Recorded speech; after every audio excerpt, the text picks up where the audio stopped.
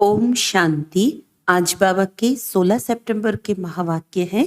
बाबा ने कहा, मीठे बच्चे, घर घर को स्वर्ग बनाने की जिम्मेवारी तुम बच्चों पर है। सबको पतित से पावन होने का लक्ष्य देना है, दैवी गुण धारण करने हैं। प्रश्न है, ईश्वरीय गोद में आने से तुम बच्चों को कौन सा अनुभव होता है? उत्तर है, मंगल मिलन मनाने का अनुभव ईश्वरीय गोद में आने वाले बच्चों को होता है। तुम जानते हो, संगम युग है ईश्वर से मिलन मनाने का युग। तुम ईश्वर से मिलन मनाकर भारत को स्वर्ग बना देते हो। इस समय तुम बच्चे सम्मुख मिलते हो। सारा कल्प कोई भी सम्मुख मिलन नहीं मना सकती। तुम्हारा ये बहुत छोटा सा ईश्वरीय कुल है। शिव बाबा है दादा, ब्रह्मा है बाबा और तुम बच्चे हो भाई बहन। दूसरा कोई संबंध नहीं। गीत है नई उम्र की कलियां। ओम शांति। बाबा जब आते हैं तो पहले कुछ समय साइलेंस में बैठना चाहिए, क्योंकि पहले पहले दान दिया जाता है। याद से ही पतितों को पावन बनाना है। तुम बच्चे दान दे रहे हो और ले रहे हो। बाप आकर कांटों से कलियां बनाते हैं, फिर कलियों से फूल बनते हैं। तुम जानते हो, हमारी सर्विस ही है हर एक को स्वर्ग के लायक बनाना, जैसे तुम बन रहे हो।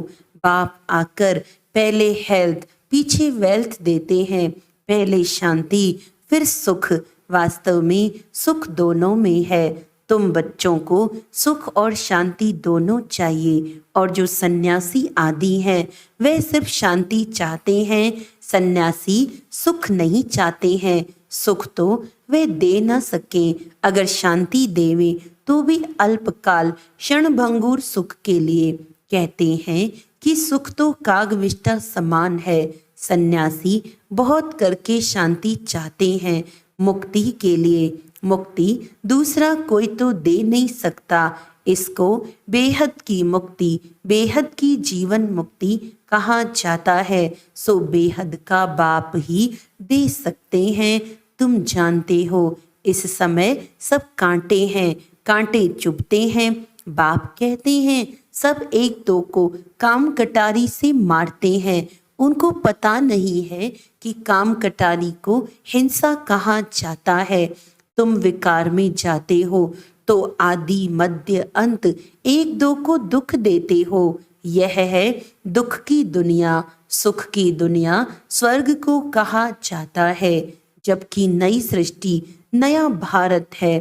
भारतवासी जो देवी देवताओं के पुजारी हैं जानते हैं कि इन देवताओं का राज्य था जिसको स्वर्ग कहा जाता है।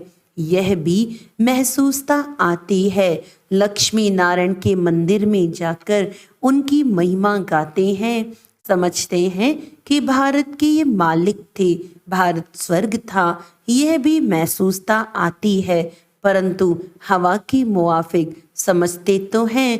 भारत में लक्ष्मी नारायण के इतने मंदिर बनाते हैं तो उन्हों की राजधानी थी, महाराजा महारानी कहा जाता है, परंतु कब थे सो भूल गए हैं। कितनी साधारण भूल है, कोई जास्ती टाइम नहीं हुआ है। 5000 वर्ष की बात है। क्राइस्ट बुद्ध आदि को 2-2.5 वर्ष हुए हैं। उनके लिए ऐसे कहते हैं कि रीइंकॉर्नेशन किया। यूं तो रीइंकॉर्नेट हर एक करते हैं। आत्मा आकर प्रवेश करती है, इसको भी रीइंकॉर्नेट कहेंगे।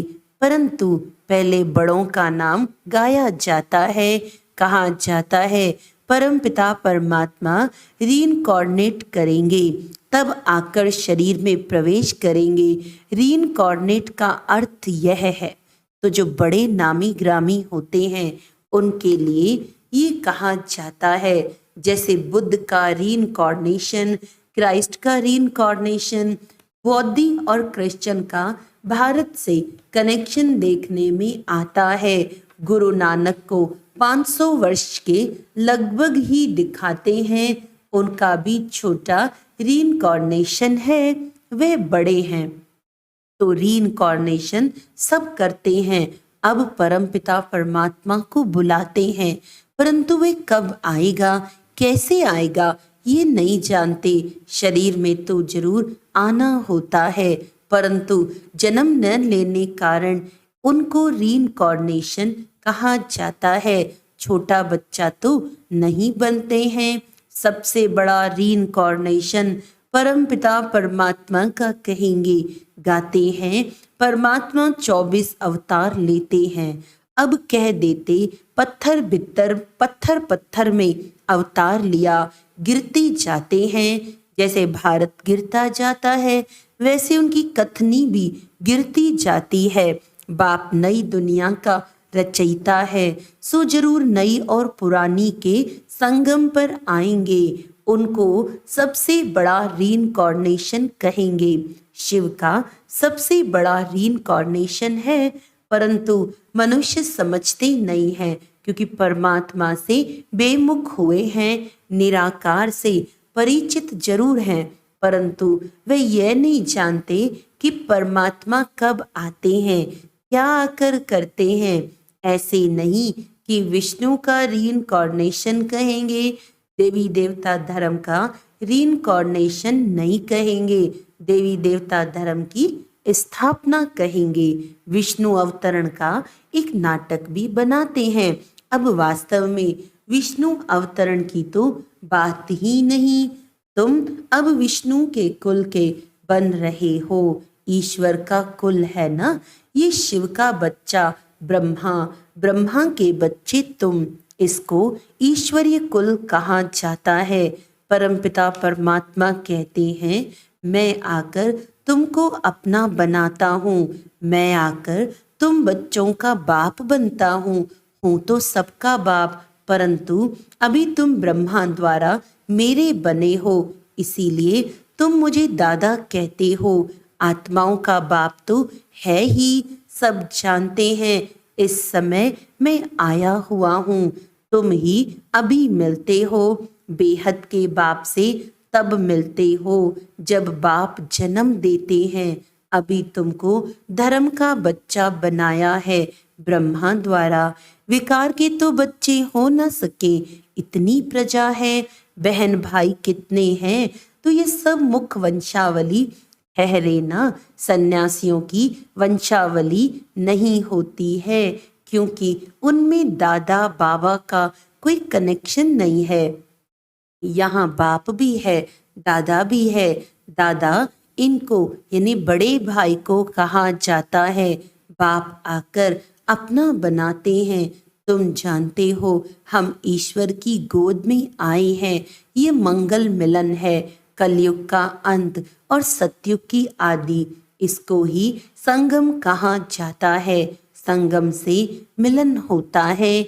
जैसे 3 नदियों का संगम है, उसमें क्या होता है, गुरु लोग और जिज्ञासु का मंगल मिलन होता है। वह तो हो गया जिस्मानी, गाया भी हुआ है आत्मा और परमात्मा का मंगल मिलन। यह सबसे अच्छा है। आत्माएं मिलती हैं परमपिता परमात्मा से।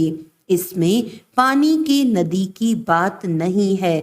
यहाँ तुम बैठे हो, ये तुम्हारा बहुत भारी मंगल मिलन है। आत्माएं भी चैतन्य है। परमपिता परमात्मा का ये लोन लिया हुआ शरीर है। इनको मंगल मिलन कहा जाता है। कुंभ का मेला कहा जाता है ना, कुंभ को भी संगम कहेंगे। 3 नदियों के संगम का नाम कुंभ रख दिया है। सबसे बड़ा संगम कौन सा है? सागर और नदियों का सबसे बड़ी नदी है ब्रह्मपुत्रा। उसमें बाबा आते हैं, इसीलिए सागर और ब्रह्मपुत्रा नदी का इकट्ठा मेला तो है ही। अब कुंभ का मेला है संगम पर। तुम सब ज्ञान सागर बाप से मिलते हो। इसको ईश्वरीय कुंभ का मेला कह सकते हैं। यह है आत्माओं और परमात्मा का संगम। कुंभ व संगम बात एक ही है। तो तुम बच्चे जानते हो हम अपने लिए स्वर्ग की स्थापना कर रहे हैं। हमको घर में पवित्र होकर रहना है। जहाँ पवित्रता है वहाँ ही स्वर्ग कहेंगे। बच्चे पवित्र रहते हैं तो पवित्रता सुख शांति है। तुम्हारी अवस्था ऐसी होनी चाहिए जैसे देवताओं की होती है। कोई भी अवगुण नहीं होना चाहिए। इसको ही स्वर्ग कहेंगे। वही फिर स्थायी स्वर्ग बन जाता है। घर में ऐसा लायक बनना है। इसीलिए कहा जाता है घर घर को स्वर्ग बनाओ।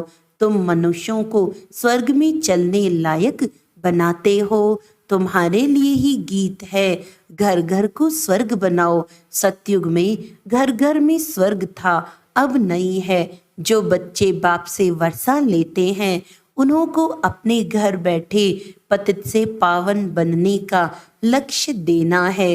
ये बड़े ते बड़ा चैतन्य तीर्थ है। जहाँ शिव बाबा आकर वहाँ तुम आत्माएं गंगाएं जरूर होंगी। ये सबसे बड़ा ऊंच ते ऊंच मेला है। वह सब है भक्ति मार्ग के मेले। यह है ज्ञान मार्ग का मेला। भक्ति मार्ग के मेले तो जन्म बाय जन्म लगते रहते हैं। ज्ञान मार्ग का मेला एक ही बार लगता है। यह है रूहानी मिलन। सुप्रीम रूह परम धाम से आकर बच्चों से मिलते हैं। सबसे अच्छी यात्रा या मेला यह है। ये चैतन्य सागर तो कहाँ भी जा सकते हैं, वह जड़ सागर तो कहाँ नहीं जाता, ये सागर जाता है। तुम नदियां भी जाती हो निमंत्रण पर। ज्ञान सागर इस ब्रह्मपुत्रा नदी के साथ चलते हैं। तुम भिन्न भिन्न प्रकार की नदियां हो। कोई पवित्र हैं, कोई अपवित्र हैं। कोई समय ऐसे बहुत आ जाते हैं जो पवित्र नहीं रह सकते हैं, फिर भी आते तो है ना। बाहर के गृहस्थी भी आते हैं, अलाउ किया जाता है। ऐसे भी नहीं कि सबको अलाउड करेंगे। कोई मित्र संबंधी आदि आते हैं जिन्हों को उठाने के लिए अलाउड करते हैं, नहीं तो कायदे बहुत है। इंद्रप्रस्थ में कोई पतित आ न सके। कोई भी पंडा वे सब्ज परी आदि कोई भी पतित को साथ में ले आ नहीं सकती। इसीलिए बाप कहते हैं खबरदार रहना, सर्टिफिकेट तुमको मिलता है। किसको साथ ले आती हो या भेज देती हो, रिस्पॉन्सिबिलिटी तुम्हारे पर है। यूं तो सेंटर्स पर तो निमंत्रण भी देते हैं। कितने पतित आते होंगे। सेंटर पर पतित आए तब तो उनको पावन बनाओ। यहाँ तो सागर बैठा हुआ है तो नियम रखे हुए हैं, नब्ज देखी जाती है। डॉक्टर सर्जन तो भिन्न भिन्न होते हैं ना। मम्मा बाबा वे अनन्य बच्चे बात करेंगे तो झट पता लगेगा कि बुद्धि में बैठता है वह नहीं। तुम कोई को भी समझाएंगे कि दो बाप है तो झट मानेंगे। युक्ति बतलाई जाती है। परमपिता परमात्मा को तो सब याद करते हैं। हम फलाने बाप के बच्चे हैं, सिर्फ उनकी ऑक्यूपेशन को नहीं जानते। ये तो तुम बच्चे समझ गए हो कि जिस जिस नाम रूप से जो मनुष्य आते हैं उसी नाम रूप से 5000 वर्ष बाद फिर आना है जरूर। क्राइस्ट का जो चित्र है हूबहू फिर उसी समय ही हो सकता, ऐसा और किसी मनुष्य का हो नहीं सकता। कृष्ण का जो चित्र है वह फिर और किसी मनुष्य का हो न सके।